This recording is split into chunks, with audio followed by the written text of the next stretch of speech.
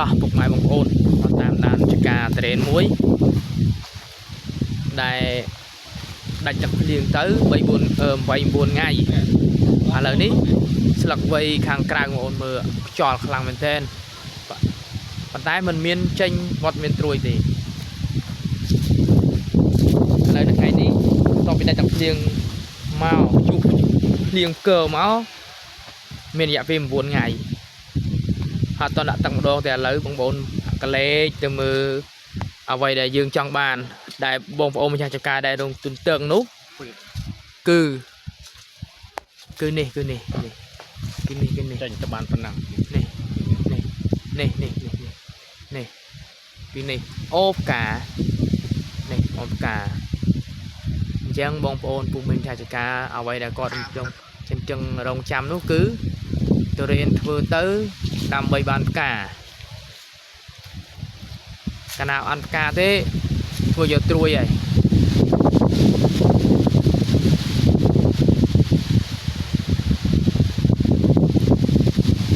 ចឹងក្នុងមួយដើមនេះអ្វីដែលគាត់ចង់រងចាំនោះគឺមកផ្កា 100%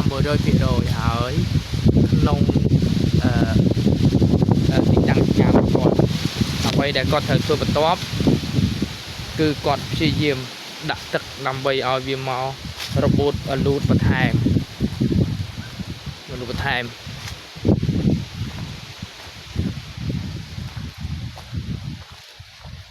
ហើយពីដើមអ្វីដែលម្ចាស់ចការ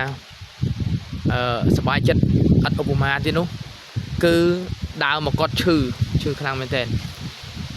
ហើយស្លឹកឆេះនៅឆ្នាំទៅស្លឹកឆេះច្រើនមែនទែនដែលឡែកឆ្នាំនេះ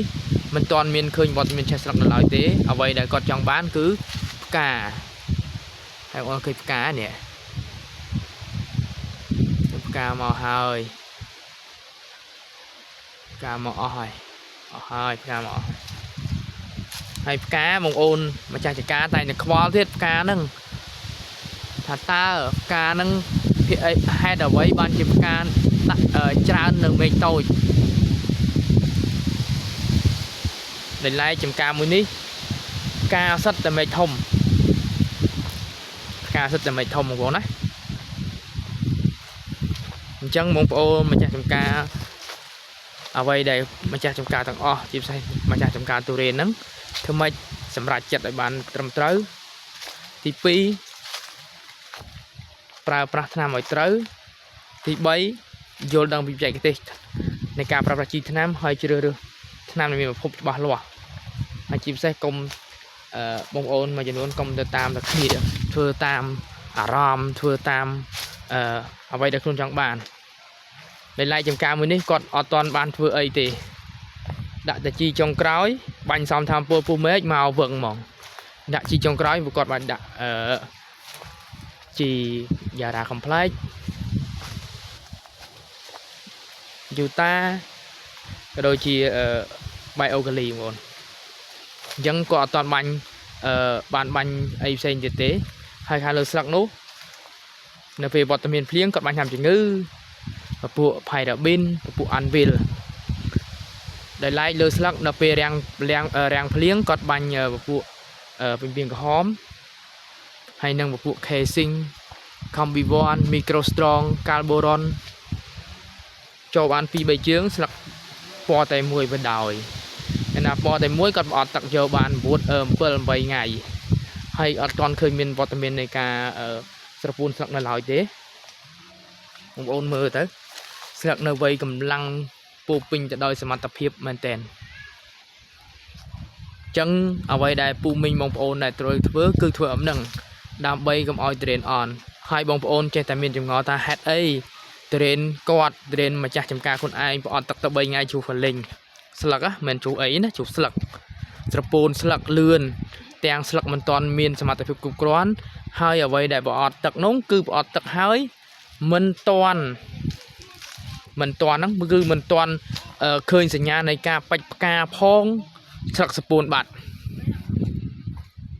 កាលណាស្លឹកសពួនបាត់មានន័យថាស្លឹករបស់គាត់មិនទាន់មានសមត្ថភាពគ្រប់គ្រាន់នៅឡើយទេហើយយើងព្យាយាមប្រអត់ទឹកមុននៅស្លឹកវ័យខ្ចីហើយនៅស្លឹកវ័យដែលមិនទាន់ អាកាសធាតុមិនតន់ព្រមនៅពេលយើងធ្វើឲ្យគាត់ខាតប្រយោជន៍របស់គាត់នៅពេលគាត់ប្រអប់ទឹកទៅងាយជ្រុះស្លឹកងាយស្រពោនស្លឹកហើយកណាជ្រុះស្លឹកបងប្អូនតែจะគិតឃើញថារុក្ខជាតិត្រូវការត្រួយអញ្ចឹងវារុញត្រួយមកទៀតសិតតែខាតប្រយោជន៍ទៀតអញ្ចឹងបងប្អូនពូមីងគួរតែសិក្សាចំណុចនេះឲ្យបានល្អិតល្អន់ហើយស្វែងយល់បានត្រឹមត្រូវដើម្បីចំណេញផលប្រយោជន៍អញ្ចឹងហើយដីមកគាត់ចាប់អាមសម្អាតហើយបងប្អូនមើលណែណែឃើញទេគេមកដល់ហើយនេះណែគេមកដល់ហើយ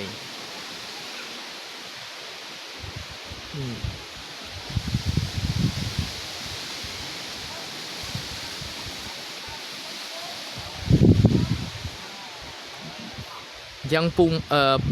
កម៉ែបងប្អូននៅខ្លះគាត់បារម្ភថាប្រអត់ទឹកយូរសពួនស្លឹកដោយឡែកដីនៅតំបន់នេះប្រអត់ទឹក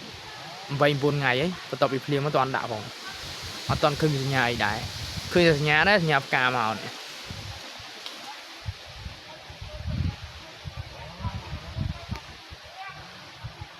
ចឹងអរគុណពុកម៉ែបងប្អូនអរគុណច្រើន